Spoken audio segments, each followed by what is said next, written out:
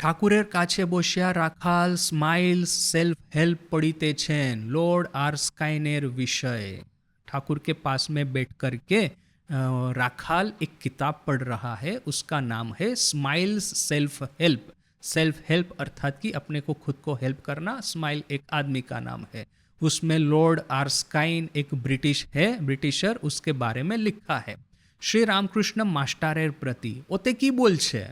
Thakur master के ओर देख करके कह रहे हैं कि इसमें क्या लिखा है। देखिए इसमें भी एक छोटा सा ही है एक सेंटेंस, इसके भीतर में देखिए कि डायनेमिक्स कितना सारा है। पढ़ रहा है राखाल तो लॉजिकली पूछना चाहिए राखाल को, किंतु पूछ रहे हैं मास्टर महाशय को।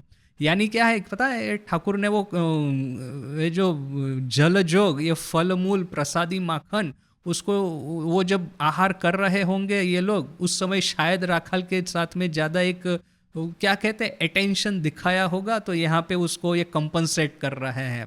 और राखाल का जो है कि बालक भाव है, उसके अनुसार उसको उस तरह से ट्रीट करना है, कहाँ पे उसको इम्पोर्टेंस देना है। मास्टर महाशय का है कि एक इंटेलेक्चुअल पर्सन है, तो जहाँ पे इंटेलेक्ट की बात आती है, किताब की बात आती है, एकेडमिक सब्जेक्ट है, तो ठाकुर राखाल को नहीं पूछ करके मास्टर महाशय को पूछ रहे हैं। इवन तो कि किताब पढ़ने वाला है राखाल, तो मास्टर महाशय को पूछते हैं ओते की बोल छे, उसमें क्या लिखा है, उसमें क्या कह रहे हैं। मास्टर क्या कहते हैं, সাহেব ফলাকাঙ্ক্ষা না করে কর্তব্য কর্ম করতেন, এই কথা বলছে, निष्काम कर्म।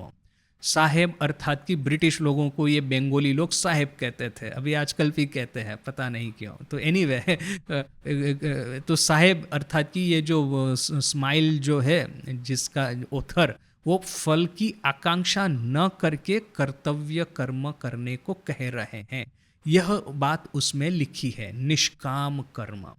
तो ठाकुर क्या कहते हैं, तबे तो बेश, तो बहुत अच्छा है, किंतु पूर्ण ज्ञानेर लक्षण एक खानाओ पुस्तक संगे थाकबे ना, जेमन सुखदेव तार सब मुखे। तो ये तो अच्छी बात है कि निष्काम कर्म के बारे में, फल की आकांक्षा न रख के कर्म करने के बारे में कह रहे हैं, किंतु पूर्ण ज्ञान का लक्षण है एक भी पुस्तक साथ में रहेगी नहीं, जैसे कि सुखदेव सब कुछ उनका मुखस्थ था, अर्थात कि जिह्वा पे सरस्वती बैठी हुई थी।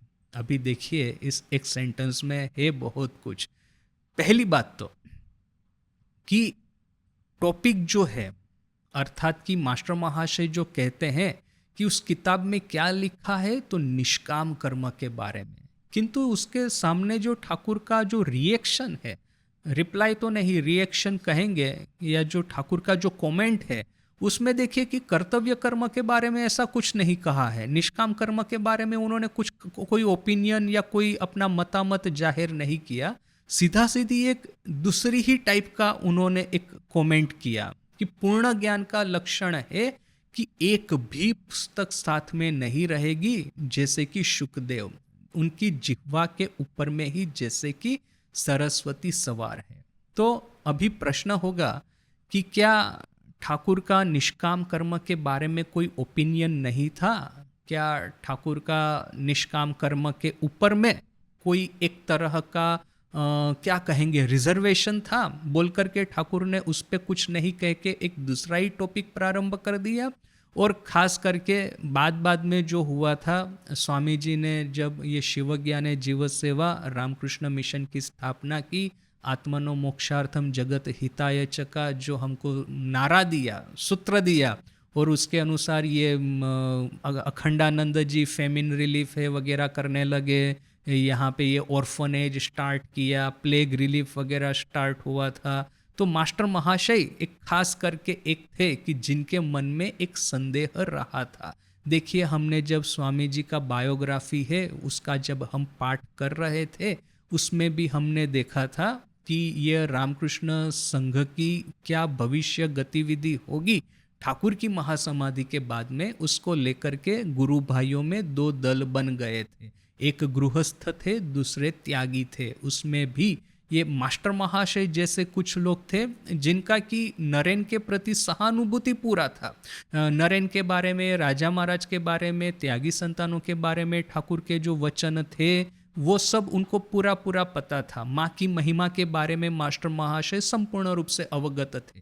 इसके बावजूद अभी राम बाबू जैसे भक्तों की बात अलग है कि ठाकुर गुरु थे, उनके बाद में मैं ही एक गुरु हूँ बोल करके उनके मन में हो गया था। तो मास्टर महाशय का तो ऐसा नहीं है, अपने को गुरु की पदवी पे कभी बिठाया नहीं है। तो मास्टर महाशय इतने अपनी भावधारा से इतना क्लोजली कनेक्टेड होने के बावजूद जब ये शिव ज्ञान जीव सेवा का भाव एक संघबद्ध होकर के एक कॉरपोरेट बॉडी बना करके कार्य करना, सिस्टमेटिक ऑर्डर बनाना, इसके बारे में मास्टर महाशय का भी रिजर्वेशन था। उनका स्पष्ट मानना था कि ठाकुर ने जैसे कहा है काली मंदिर में जाते हैं तो बाहर में जो भिखारी बैठे हैं उनको हम भिक्षा देंगे पहले, न कि कैसे भी करके धक्का मुक्की करके पहले तो मंदिर में प्रवेश करके माँ काली का दर्शन कर ले, उसके बाद में बाहर आकर के जितने भी भिक्षा वगैरह देनी है उनको आपको दक्षिणा देनी है, पैसा देना है, बांटते रहिए। पहले माँ काली का दर्शन, बाकी सब ये भिखारियों को दान दक्षिणा देने की बात। तो यह सब मास्टर महाशय के माइंड में बड़ा ही क्लियर बैठा हुआ था। तो इसके बारे में ठाकुर के ऐसे जो सूक्ष्म सूक्ष्म ये जो सब है ना, उनके जेस्चर्स या उनकी कमेंट्स, मास्टर महाशय बड़ा ही डीपली इसको ग्रहण किए हैं। जैसे कि ठाकुर के कथामृत का सबसे ज़्यादा पान किसने किया होगा त्यागी संतानों को छोड़ करके, तो वो है मास्टर महाशय। तो इतना जो सूक्ष्म एक उनको दिखाई दिया कि कहाँ निष्काम कर्म के बारे में ठाकुर को कोई ओपिनियन देना चाहिए, कोई कमेंट देनी चाहिए, वो नहीं दे करके उन्होंने एक दूसरा ही टाइप का कमेंट दे दिया कि आज जो पूर्ण ज्ञान का लक्षण है वहाँ पे किताबों का कोई आवश्यकता नहीं है, सब कुछ तो पूर्ण ज्ञानी की जिह्वा पे ही उपस्थित है। फिर किताब पढ़ करके आपको ये निष्काम कर्म क्या है वो सब जानने की क्या आवश्यकता है।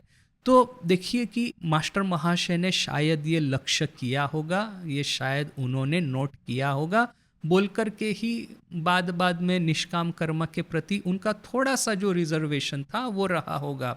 और हमको ये भी पता है जग प्रसिद्ध घटना कि किस तरह से मास्टर महाशय का ये रिजर्वेशन टूट गया था, किस तरह से मास्टर महाशय ने शिव ज्ञान जीव सेवा को संपूर्ण रूप से अपना लिया था।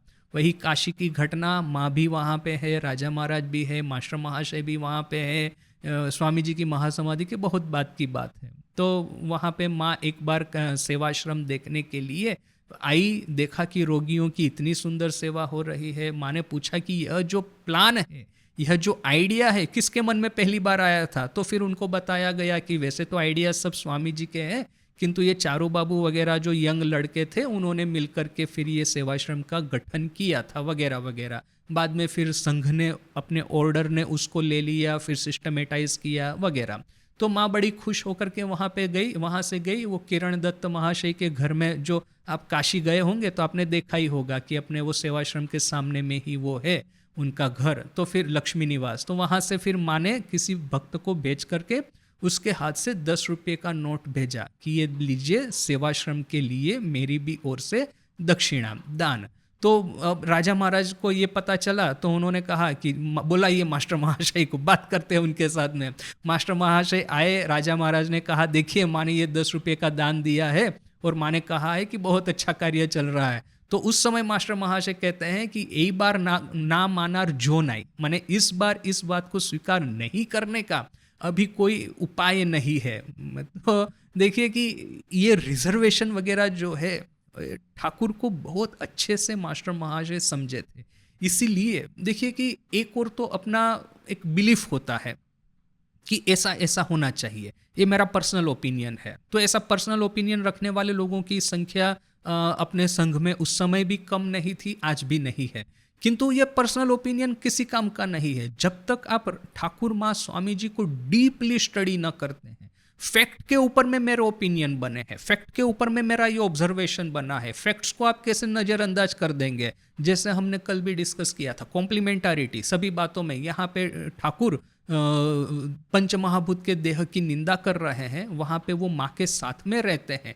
हालांकि दैहिक संबंध नहीं है किंतु विवाह तो किया है। दैहिक संबंध भले ही चाहे नहीं है किंतु माँ की चिंता कितनी करते हैं। वो जो एक हमने देखा ही माँ के वो जीवन में कि माँ को पूछते हैं कि कितनी रोटी खाओगी, फिर जैसे ही माँ ने बेचारी ने बड़े शर्माते शर्माते उत्तर दिया लज्जित हो करके, ठाकुर ने कहा कि तो फिर तुमको इतने रुपये से चल जाएगा, बोल करके इतने रुपये बलराम बाबू की जमींदारी में इन्वेस्ट किए, और इस इन्वेस्टमेंट में से जो इंटरेस्ट आता है उसमें से माँ का खर्चा चलेगा। माँ के लिए जो गहने बना दिए थे, तो उस समय भी प्रश्न हुआ था कि ठाकुर के पास में पैसे आए कहाँ से, यदि वो जो सैलरी है वो स्वीकार नहीं करते थे, मथुर बाबू से कुछ लेते नहीं थे, दूसरों से कुछ नहीं लेते थे। यहाँ पे ये जो मारवाड़ी भक्त आकर के ठाकुर को कहते थे कि आपको इतना रुपया दे देंगे, यह दे देंगे, ठाकुर एकदम घोरतर आपत्ति करते थे कुछ नहीं लेने के लिए। तो फिर माँ के भविष्य की चिंता करने के लिए यह जो इन्वेस्टमेंट जो किया है, भविष्य की रक्षा करने के लिए जो इन्वेस्टमेंट किया है, वो पैसा कहाँ से आया, फिर ये गहने बनाने के पैसे कहाँ से आए। तो क्या है कि ठाकुर का यह जो था, एक बार आपने स्टडी किया तो आपको कॉम्प्लीमेंटारिटीज दिखती है, किंतु ये कॉम्प्लीमेंटारिटीज हम अपने मन में खड़ी करते हैं, हम इसके बारे में अपने से सोचते हैं कि हाँ यह एक और है ठाकुर का कि टाका माटी, माटी टाका, बोल करके पैसा मिट्टी है, मिट्टी पैसा है, बोल करके पैसों को एक बार गंगा में फेंक दिया। अभी यही ठाकुर बाद में कहते हैं कि माँ लक्ष्मी यदि मेरे से नाराज हो जाएगी तो कैसे चलेगा, यदि खेट बंद करे दे, अर्थात की खेट अर्थात की सैलरी, या तो फिर ये जो भरण योगक्षेम जिसको कहते हैं कि आहार है, फिर निवास है, रोटी कपड़ा मकान, यह सब यदि माँ छीन लेगी मेरे से तो कैसे चलेगा। तो फिर ठाकुर क्या कहते हैं माँ को कि तुम मेरे हृदय में रहना, माँ लक्ष्मी को कहते हैं।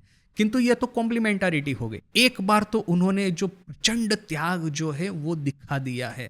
तो यदि हम इस तरह से कॉम्प्लीमेंटारिटीज अपने माइंड में खड़ी करते रहेंगे, इस तरह की कॉन्ट्राडिक्शन हम खोजते रहेंगे जो ठाकुर के कोर मैसेज है, तो फिर क्या हम लोगों को ऐसा नहीं लगेगा कि ठाकुर का ये जो कोर मैसेज है, प्रचंड त्याग तपस्या, वो डाइल्यूट होता जा रहा है। फिर हम जब हमारे सामने ये चॉइस करने का जब मामला आएगा कि प्रेयश्च श्रेयश्च मनुष्य में तत्, ये जो प्रेय और श्रेय हमारे सामने आते हैं, आइडियली हमको श्रेय को सिलेक्ट करना है, किंतु फिर प्रेय की ओर तो हमारा आकर्षण है। उस समय ये जो क्रिटिकल पॉइंट होते हैं अपनी लाइफ के, जिस समय हमको श्रेय सिलेक्ट करना ही है, उस समय इस तरह की आर्ग्यूमेंट कि नहीं ठाकुर के मैसेज में तो कॉम्प्लीमेंटारिटीज है, ठाकुर के मैसेज में कॉन्ट्राडिक्शन भी है, ठाकुर के जीवन में और उनकी कथन में कहीं कहीं पे थोड़ा बहुत विरोधाभास दिख जाता है।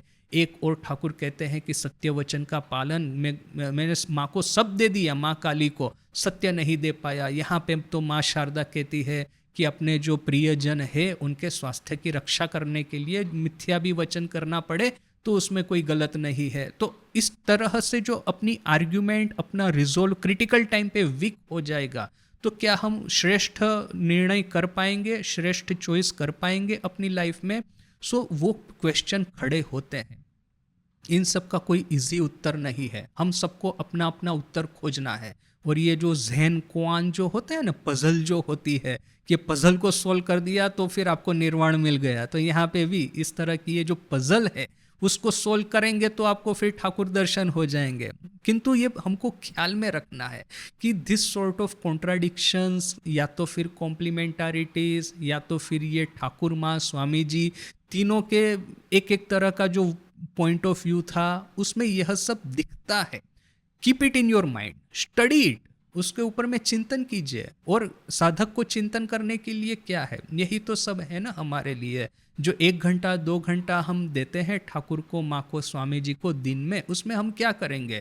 जब तक जप होता है, ध्यान होता है, बहुत अच्छी बात है, पाठ हम करते हैं, वेरी गुड, किंतु इस तरह का भी एक चिंतन एक चलना चाहिए बैकग्राउंड में कि अच्छा यहाँ पे ऐसा बोलते हैं किंतु यहाँ पे ऐसा बोलते हैं, इसका क्या सॉल्यूशन है।